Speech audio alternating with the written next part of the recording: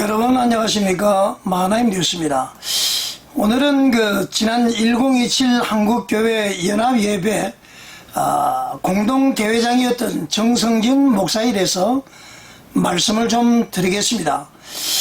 저도 지금까지는 세밀하게 한국교회에서 누가 WCC를 지지한다는 비평보다는 WCC, NCCK에 대한 비판의 기사를 보도하고 있습니다만은 이렇게 구체적으로 실명을 거명하면서 소식을 알리는 것은 처음인 것 같습니다. 성서나라 TV를 비롯한 몇몇 유튜버에서 말이죠. 정성진 목사가 WCC에 대해서 우호적이고 차별금지법 제정을 찬성하는 NCCK를 지지한다는 방송을 보고서는 참 제 마음이 착잡했습니다. 그 이유는 말이죠. 저 또한 교단이 정성진 목사가 속해 있는 예장 통합이었고요. 또 정성진 목사와의 인연이 지금부터 한 9개월 전입니다. 지난 2월 21일 날 예장 통합에는 한국장로대학원이 있습니다. 한국장로대학원 총동문회 영성세미나에서 강사로 오신 정성진 목사님의 강의에 제가 아주 큰 은혜를 받았기 때문이었습니다. 정성진 목사께서는 그날 강의에서 말이죠. 자신이 개척했던 거룩한 빛 광성교회의 개척 과정과 또 지금까지 교회 분립에 대해서 이렇게 말씀을 했습니다. 한번 영상 시청해 보시겠습니다. 현직에 있을 때 교회를 25개 세웠고요. 은퇴해서 4년 동안 교회를 3개 세웠습니다. 그래서 2,000명 넘는 교회가 4개, 그리고 500명 넘는 교회가 4개, 300명 넘는 교회가 한 6개 됩니다. 제자 중에 평양로에서 제일 큰 교회 주사랑교회가 1호 개척한 교회고, 그 다음에 요새 제일 유튜브 스타인 제자광성교회 박한수가 바로 20년 전 73억 주고 70명 분립해서 개척해준 제자입니다. 자, 여러분 시청해 보셨죠? 그런데 최근 정성진 목사에 대한 비판이 늘면서 제자광성교회의 성도들로부터 우리 교회는 거룩한 빛 광성교회로부터 분리 개척이 될 때에 73억 원을 지원받은 적이 없다. 이런 말을 저에게도 누군가가 이야기를 했고, 또 성서나라 TV를 통해서도 이야기가 들어온 것 같습니다. 그래서 제가 좀 확인을 해봤습니다. 해보니까 20년 전에 거룩한 빛 광성교회에서 제자 광성교회가 분리 개척될 때에 현금 73억 원이 아니라 현금 2억 원과 성도 70여 명으로 분립된 개척이었음이 확인이 되었습니다. 그래서 제가 다시 확인 과정을 거쳐봤습니다. 그래서 이제 박한순 목사에게 전화를 제가 드려서 확인해 보니까 박한순 목사님은 이런 사실이 알려지기를 원하지 않았습니다.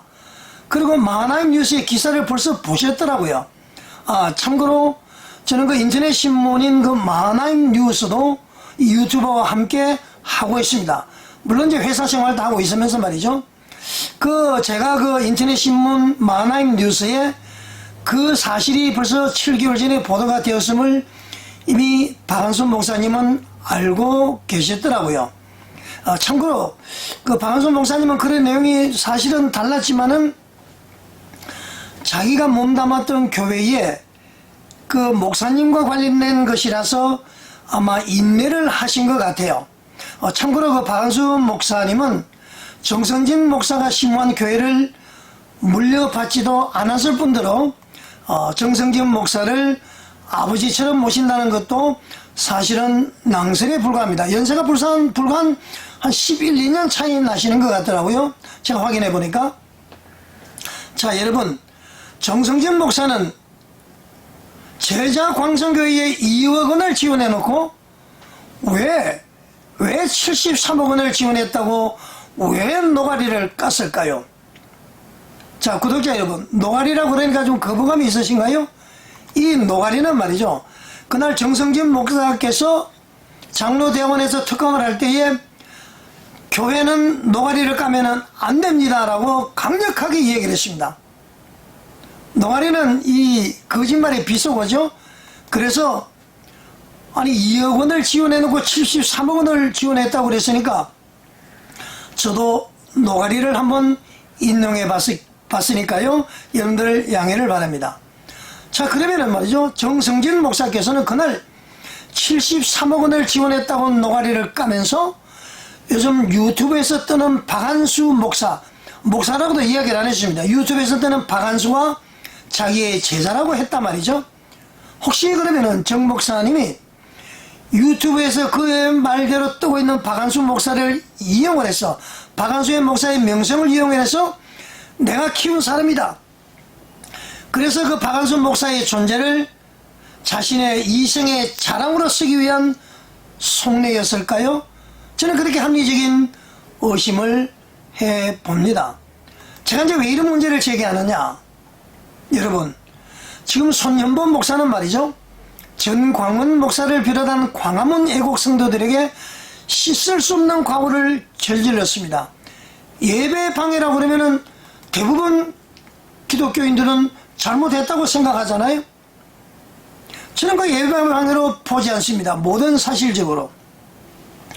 전광훈 목사께 애국 성도들도 모두 참여해달라고 부탁을 했으면서도 손현범 목사께서 오히려 1027 대회가 끝나자 방송에서 설교에서 내가 나오라고 부탁을 한 것이 아니라 나오지 말라고 부탁을 하러 갔다고 했습니다. 이거 명백한 거짓말이잖아요. 제가 이 사실을 보도하는데 저에게 이렇게 항의하시는 분들이 가끔 있습니다. 또 손현범 목사는 말이죠. 1027 연합예배를 우리라고 표현을 했습니다. 그리고 광화문 애국 성도들을 남이라고 표현을 했습니다. 그러면 광화문 애국 성도들을 꼭 한국교회의 일원이 아닌 것처럼 표현을 한 것 아닙니까, 여러분? 그리고 지금 들리는 얘기로는 광화문 대국보는 말이죠. 그날 오후 1시에 예배를 마치고 그 집회 장소를 비워주기로 약속했다는 손현범 목사의 주장을 거짓이라고 말하고 있습니다. 참 기가 찹니다. 다음에 한번 제가 또 다시 보도해 드리겠습니다만은, 자, 여러분, 정성진 목사, 손현범 목사는 거짓말을 하시면 안 됩니다, 여러분. 마귀는 거짓의 아비이고요. 10계명 중에 중요하지 않은 계명이 어디 있습니까? 1계명부터 4계명까지는 하나님과의 인간과의 관계 계명, 5계명부터 10계명까지는 사람과 사람과의 계명입니다. 부모 공경, 살인하지 말라, 간음하지 말라, 거짓하지 말라, 도적질하지 말라, 이것만 중요한 계명인가요? 아니에요. 거짓말하지 말라는 것이 9계명에 나와 있습니다. 이 거짓이 말이죠, 계명에서도 금하고 있는 무서운 죄임을 우리는 부디 자각을 해야 될 것입니다. 한국교회의 문제가 뭔지 제가 지난번에도 말씀을 드렸잖아요. 한국교회 문제는 교역자들의 문제입니다. 6년 동안 문재인 정부로부터 온갖 핍박을 받을 때에 한국교회는 누가 어떻게 움직였습니까? 우리는 거짓말을 하면 되지 않습니다. 진실해야 됩니다. 정직해야 됩니다. 그러지 않으면 말이죠, 우리의 믿음의 바탕이 흔들려질 수밖에 없습니다. 손해범 목사님, 정성진 목사님, 분명히 거짓이 드러났잖아요. 실수면 실수라고 하든지, 감정이 복받쳐서 그냥 막 튀어나온 말이라고 하든지, 어떤 형태로든지 사과를 해야 되는 것 아니겠습니까? 시청해 주셔서 감사드립니다.